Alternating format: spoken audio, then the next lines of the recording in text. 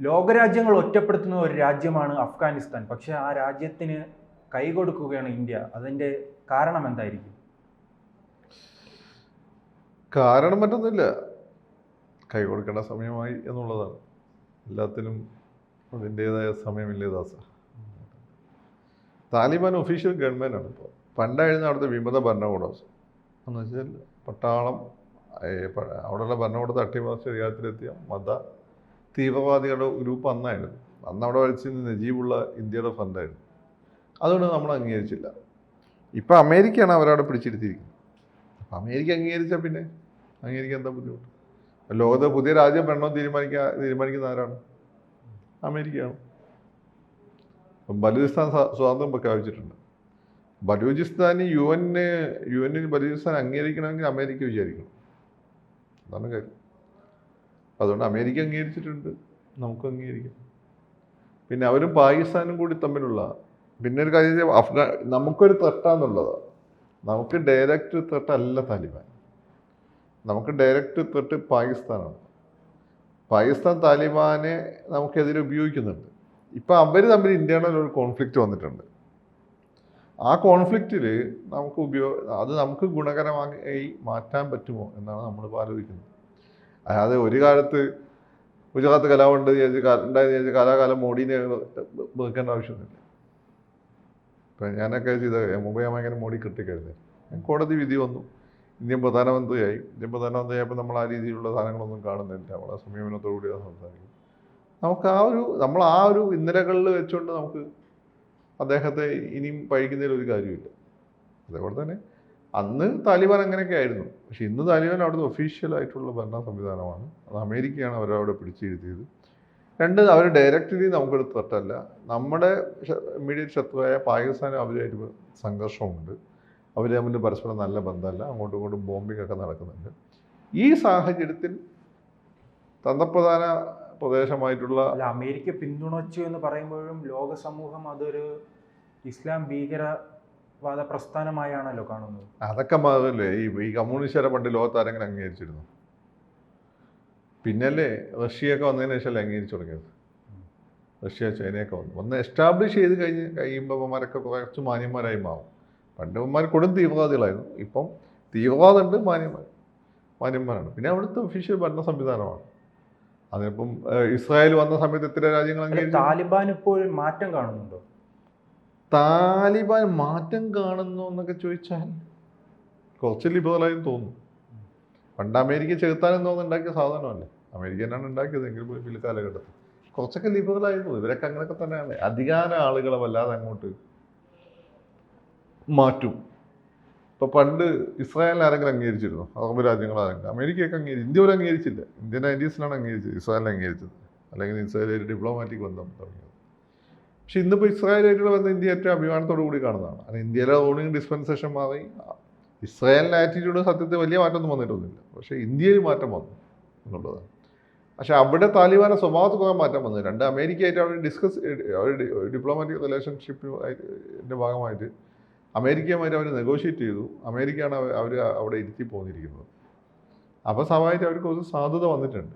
അത് മാത്രമല്ല, ഇപ്പം സിറിയയിലെ പുതിയ ഭരണാധികാരിയായ താലിബാൻ IS ഭീകരനാണ്. അവരെ അമേരിക്ക അംഗീകരിച്ചിട്ടുണ്ടല്ലോ, ലോകം അംഗീകരിക്കുന്നുണ്ടല്ലോ.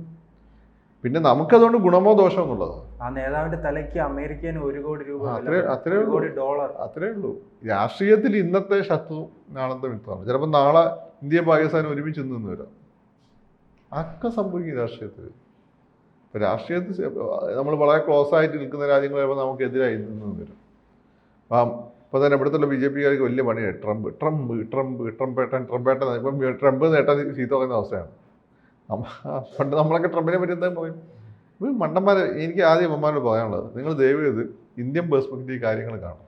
ആരെയും പൂർണ്ണമായും വിശ്വസിക്കരുത് രാഷ്ട്രീയത്തിൽ. ആരെങ്കിലും ഒന്ന് നല്ലത് പറയുമ്പോഴേക്കും ഗംഭീരം. അപ്പോൾ ശശി തരൂർ രണ്ട് കാര്യങ്ങൾ പറയുമ്പോഴേക്കും ഇതാണ്. അടുത്ത വർഷം ശശി തരൂർ തിരിച്ചു പറയുമ്പോൾ അമ്മമാർ ശശി തരൂർ കോഴിയാവും, ഇൻ്റർനാഷണൽ കോഴിയാവും, മറ്റേതാവും മറിച്ചതാവും. അതാണ് ഇതിൻ്റെ ഒരു പ്രശ്നം. ശശി തരൂരാണ്. കോൺഗ്രസിനെതിരെ എന്തെങ്കിലും പറഞ്ഞാൽ കോൺഗ്രസിന് എത്ര പറഞ്ഞാൽ അയാൾ വലിയ ദൈവവും, അല്ലെങ്കിൽ അയാൾ മോശക്കാരൻ. അങ്ങനൊന്നുമല്ല. ശശി തരൂർ മോശക്കാരനും അല്ല, ശശി തരൂർ ദൈവവും അല്ല. ഈ സോഷ്യൽ മീഡിയയിൽ വരുന്ന ആളുകളുണ്ടല്ലോ. അപ്പോൾ നിങ്ങൾ എസ്പെഷ്യലി BJPക്കാർ, എല്ലാ പാർട്ടിക്കാരും അങ്ങനെ തന്നെ, എസ്പെഷ്യലി BJPക്കാർ കുറച്ച് കൂടുതലാണ്. അതായത് വെറുതെ മറ്റവൻ്റെ പുല്ല് കണ്ടിട്ട് സ്വന്തം വീട്ടിൽ പിന്നെ എന്താ പശുവിനെ വളർത്തുന്ന പറയില്ല, അസുഖമാണ് കുറച്ച് കൂടുതലാണ്. അപ്പം ആ രീതി അല്ലാതെ കുറച്ച് ഇന്ത്യൻ പേഴ്സ്പെക്റ്റീവ്, ഇന്ത്യക്ക് എന്താണ് ഗുണകരം? അഫ്ഗാനിസ്ഥാൻ ഒന്നിക്കുകയാണെങ്കിൽ പാകിസ്ഥാൻ ഇത് എങ്ങനെയായിരിക്കും നോക്കി കാണുന്നത്? പാകിസ്ഥാനത്തിന് സന്തോഷമുള്ള കാര്യമല്ല. മുമ്പ് ഇന്ത്യയും അഫ്ഗാനിസ്ഥാനും തമ്മിൽ നല്ല ബന്ധമായിരുന്നല്ലോ, പണ്ട് കോൺഗ്രസും അതുപോലെ തന്നെ അവിടെ നജീബുള്ള കാര്യം സമയത്ത്.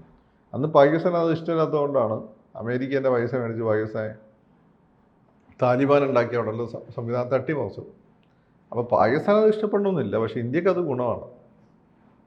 ഇന്ത്യക്ക് പാകിസ്ഥാനായിട്ട് യുദ്ധം ഉണ്ടായി കഴിയുമ്പം തന്ത്രപരമായ ഉണ്ടാവുകയാണെങ്കിൽ തന്ത്രപ്രധാനമായിട്ടുള്ള പല പ്രദേശങ്ങളിലേക്കും ഇന്ത്യൻ ആർമീനെ അയക്കാനും ഇൻഫർമേഷൻ ഗാദർ ചെയ്യാനും ഒക്കെ അത് ഗുണം ചെയ്യും. പിന്നെ പൊതുവേ അഫ്ഗാനികൾക്കൊരു പ്രോ ഇന്ത്യൻ നിലപാടുണ്ട്. താലിബാനികൾക്കാണ് ഇന്ത്യയുടെ എതിർപ്പുള്ളത്. അപ്പോൾ താലിബാനെ എതിർപ്പ് മാറിക്കഴിഞ്ഞാൽ അഫ്ഗാൻ നമുക്ക് വളരെ സേഫ് ആയിട്ടുള്ള രാജ്യമാണ്. പിന്നെ അവർക്ക് അറിയാമല്ലോ, നമ്മളിപ്പോൾ അവിടെ ഒരുപാട് കൺസ്ട്രക്ഷൻ വർക്കൊക്കെ ചെയ്യുന്നുണ്ട്, നമ്മളത് സിൻസിയറായി ചെയ്യുന്നതാണ്. പാകിസ്ഥാൻ അവരെ നശിപ്പിക്കാൻ വേണ്ടി ചെയ്യുന്നത്. നമുക്ക് അഫ്ഗാനിസ്ഥാന് നമുക്ക് ക്ലെയിമില്ല. അഫ്ഗാനിസ്ഥാന് പക്ഷേ പുസ്തൂൺ മേഖലയിലൊക്കെ പാകിസ്ഥാന് ക്ലെയിമുണ്ട്. അവർ തമ്മിൽ കോൺഫ്ലിക്റ്റ് മുമ്പേ ഉണ്ട്, നമ്മൾ അവരായിട്ട് കോൺഫ്ലിക്റ്റ് ഇല്ല. അതാണ് വ്യത്യാസം. നമ്മളെ കോൺഫ്ലിക്റ്റ് ഈ പാകിസ്ഥാനുമായിട്ടാണ്. അപ്പോൾ ഇത് വളരെ ഇപ്പം താലിബാനാന്ന് പറഞ്ഞപ്പോൾ താലിബാനായിട്ട് ചർച്ച ചെയ്യണമെന്നൊക്കെ പറഞ്ഞു കഴിയുമ്പോൾ ബി ജെ പിക്കാർ ആരെയും വരുമെന്ന് അറിയില്ല. ഓൺലൈനിൽ കുറേ ബി ജെ പിക്കാർ വരുമല്ലോ, അവരാണല്ലോ കാര്യങ്ങൾ തീരുമാനിക്കുന്നത്. മോഡി തിരിയുമ്പോൾ പിന്നെ ഇവരും തിരിയും. അതാണ് ട്രംപിൻ്റെ കാര്യത്തിൽ കണ്ടത്. നാളെ മോഡിയും ട്രംപും കൂടി ഫോട്ടോ എടുത്താൽ ട്രംപ് നമ്മളെ വച്ചാന്ന് പറഞ്ഞ് പിന്നെയും വരും. മണ്ടന്മാരാ. കാര്യം എന്ന് വെച്ചാൽ നമ്മൾ റിയലിസ്റ്റിക്കലായി കാര്യങ്ങൾ ഒബ്സർവ് ചെയ്യേണ്ടത്. നമ്മൾ ചിരിച്ച് കഴിഞ്ഞാൽ ആരും സുഹൃത്താവുന്നില്ല, എപ്പോഴും ദേഷ്യം പിടിച്ചാൽ ആരും ശത്രുവാകുന്നില്ല. അതിന് പ്രധാനപ്പെട്ട കാരണം നിങ്ങൾ ഈ സോഷ്യൽ മീഡിയയാണ്. സോഷ്യൽ മീഡിയ, യൂട്യൂബ് ചാനലുകൾ, ഇങ്ങനെ ഒരു കാര്യം F-22 റാപ്റ്റർ ഇന്ത്യക്ക് എന്തോ ഓർഡർ ചെയ്ത് കിട്ടിയ. അപ്പോൾ അതുകൊണ്ട് ഇത് പൊതുവേ ചരിത്രപരമായി നല്ല ബന്ധമുള്ള രണ്ട് രാജ്യങ്ങളാണ് ഇന്ത്യയും അഫ്ഗാനിസ്ഥാനും. താലിബാൻ എന്നുള്ള എലിമെന്റ് മാത്രമാണ് ഇന്ത്യനെതിരായിരുന്നത്. അപ്പം താലിബാനുമായിട്ട് കൂടി ഇന്ത്യക്ക് നല്ല റിലേഷൻഷിപ്പ് ഉണ്ട്, നമുക്ക് ഗുണകരമാണ്. സാർ ഉദ്ദേശിക്കുന്ന ഒരു സൈനിക നടപടിയിലേക്ക് ഇന്ത്യ പോവുകയാണെങ്കിൽ ആ രാജ്യത്തിന്റെ മണ്ണ് ഇന്ത്യക്ക് അനുകൂലമായി ഉപയോഗിക്കാം. അത് നമുക്ക് ഉപയോഗിക്കാൻ പറ്റും. നമുക്ക് ചാരവൃത്തിക്ക് ഉപയോഗിക്കാം, ഇൻഫർമേഷൻ ഗാദർ ചെയ്യാം. പിന്നെ അവർ ഒരു എയർബേസൊക്കെ, നേവൽ ബേസോ അല്ല അവിടെ കടലില്ല, അവിടെ എയർബേസോ അല്ലെങ്കിൽ കരസേനയുടെ ഒരു ബേസൊക്കെ അവർ അനുവദിച്ചു കഴിഞ്ഞാൽ നമുക്കത് വളരെ സഹായകരമാണ്. ഇപ്പം തന്നെ ഒരു കാര്യമുണ്ട്, ഏഷ്യയിൽ കാണുന്നത് ഇന്ത്യ ഏത് രാജ്യത്ത് തങ്ങളുടെ ശക്തി വർദ്ധിപ്പിക്കാൻ ശ്രമിക്കുമോ ആ രാജ്യത്തിലേക്ക് ചൈനയും നോട്ടമിടും. ഈ ചൈന എങ്ങനെയായിരിക്കും അഫ്ഗാനിസ്ഥാനെ കൈകാര്യം ചെയ്യുന്നത്? ചൈന ഇവിടെ മാത്രമല്ല, ചൈന ഇവിടെ ഈ ലോകത്തുള്ള എല്ലാ രാജ്യങ്ങളും അഫ്ഗാനിസ്ഥാനിൻ്റെ നോട്ടമുണ്ട്. ചൈനയ്ക്ക് ഇന്ത്യ ശത്രു എന്നല്ല, ചൈനയുടെ ശത്രു അമേരിക്കയല്ലേ. അവർ കളി ഇൻ്റർനാഷണൽ അല്ല, അവരെ കളി ഇൻ്റർനാഷണലാണ്. ലോകത്തുള്ള എല്ലാ രാജ്യങ്ങളും ഇപ്പോൾ അവർക്ക് സ്വാധീനമുണ്ട്. ആഫ്രിക്കയിൽ അവരും ഇവരും തമ്മിലാണ് കോൺഫ്ലിക്റ്റ്, പടിഞ്ഞാറൻ രാജ്യങ്ങളും തമ്മിലാണ്. ആഫ്രിക്കയിലാണ് പ്രധാനമായും കോൺഫ്ലിക്റ്റ് നടക്കുന്നത്. അപ്പോൾ അഫ്ഗാനിസ്ഥാനിൽ ചൈനയ്ക്ക് കണ്ണില്ല. കണ്ണുണ്ട്, അതുണ്ടാവും. പക്ഷേ ഇവന്മാർ മണ്ടന്മാരല്ലല്ലോ. ഇവന്മാരാരെയാണ് ഇവർക്ക് ഗുണകരം നോക്കിയിട്ടല്ലേ അവർ തീരുമാനം എടുക്കുള്ളൂ. അതാണ് എൻ്റെ ഒരു കാര്യം. പിന്നെ അവിടെ അവർ സ്ത്രീകൾക്ക് വിദ്യാഭ്യാസം കൊടുക്കുന്നുണ്ടാവില്ല, വീടിലും ജനലും ഒക്കെ സമ്മതിക്കേണ്ട, അതൊക്കെ അവരുടെ ഇന്ത്യയുടെ വിഷയമാണ്. അതൊന്നും നമ്മൾ നോക്കേണ്ട ആവശ്യമില്ല. ഇവർ നമ്മുടെ ദേശ സുരക്ഷയ്ക്ക് ഈ ഭീഷണിയാണോ എന്നോ അതേ നോക്കിയാണ്. ഇപ്പം നമ്മുടെ ദേശ സുരക്ഷയ്ക്ക് ഇവർക്ക് ഒരു ഭീഷണിയാണ് എന്നൊരു തോന്നൽ ഇന്ത്യ ഗവൺമെൻറ് ഉണ്ടെന്ന് തോന്നുന്നില്ല. അത് ആയിരുന്നെങ്കിൽ ഇവരുമായിട്ടുള്ള ബന്ധം അത്ര നന്നാക്കാനുള്ള ഒരു ശ്രമം നടക്കില്ലായിരുന്നു. ഇപ്പം ഇവരുമായിട്ട് ബന്ധം നന്നാക്കാനുള്ള ശ്രമം നടക്കുന്നുണ്ട് എന്നാണ് നമ്മൾ മനസ്സിലാക്കേണ്ടത്. ഈ ലോക ഭീകരവാദത്തിൻ്റെ വേരുകൾ അന്വേഷിച്ചു പോയാൽ ഈ അഫ്ഗാനിസ്ഥാൻ്റെ പങ്ക് ചെറുതല്ല. ഇപ്പോൾ അഫ്ഗാനിസ്ഥാൻ്റെ പങ്ക് ചെറുതാണ്, പാകിസ്ഥാൻ്റെ പങ്കാണ് കൂടുതൽ. പാകിസ്ഥാൻ കയറ്റി വെച്ചല്ല അഫ്ഗാനിസ്ഥാനിൽ. അവിടെ പണ്ടേ ഒരു ട്രൈബൽ സൊസൈറ്റിയാണ്, അവർ തമ്മിൽ യുദ്ധങ്ങളൊക്കെ ഉണ്ടാവും. ഇവിടെ ഇന്ന് കാണുന്ന ഭീകരവാദം അങ്ങോട്ട് കയറ്റി വെച്ചത് അവിടെ മുമ്പ് റബ്ബാനിയൊക്കെ ഉണ്ടായിരുന്നു, ഹെക്മത്തുള്ളൊക്കെ ഉണ്ടായിരുന്നു. അവരൊന്നും ഭീകരവാദികളല്ല, വാർലോഡ്സ് ആയിരുന്നു. എന്നുവെച്ചാൽ നമ്മുടെ എബ്രാം ഖുറേഷിയായിരുന്നു.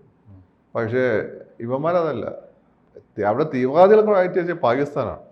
അപ്പോൾ അത് താലിബാൻ ഈ പറഞ്ഞ മാവോയിസ്റ്റുകൾ ബാപ്റ്റിസൈസ് ചെയ്ത് ജനാധിപത്യവാദികളാകുന്ന പോലെ ഇവർക്കൊരു മാറ്റം വന്ന് ഇവരെ കുറിച്ച് ജനാധിപത്യത്തിന് സ്പേസ് കൊടുത്തു കഴിഞ്ഞാൽ ഇവരായിട്ട് നമ്മൾ ചർച്ച ചെയ്യുന്ന ബുദ്ധിമുട്ടൊന്നുമില്ല, നമുക്ക് ഗുണകരമാണെങ്കിൽ. അവരിപ്പോൾ അവിടുത്തെ ഭരണകൂടമാണ്, ഒഫീഷ്യൽ ഭരണകൂടമാണ്. അപ്പോൾ ഒഫീഷ്യൽ ഭരണകൂടമായിട്ട് നമുക്ക് സംസാരിക്കാം, അതിന് പ്രശ്നമൊന്നുമില്ല. പിന്നെ അവർ നമുക്കെതിരാവുന്നു അല്ലെങ്കിൽ നമുക്കെതിരെയുള്ള പിന്നെ എന്താണ് പറയുക, രാജ്യദ്രോഹ പ്രവർത്തനങ്ങൾ അവർ പ്രോത്സാഹിപ്പിക്കുന്നു എന്നൊക്കെ തോന്നിക്കഴിഞ്ഞാൽ നമുക്ക് അവരുമായിട്ട് നല്ല ബന്ധം തുടരാൻ പറ്റും. അത്രയേ ഉള്ളൂ എൻ്റെ കാര്യം. കൂടുതൽ വാർത്തകളും വിശേഷങ്ങളും നിങ്ങളിലേക്ക് എത്താൻ ABC മലയാളം സബ്സ്ക്രൈബ് ചെയ്യുക, ബെൽ ബട്ടണും അമർത്തുക.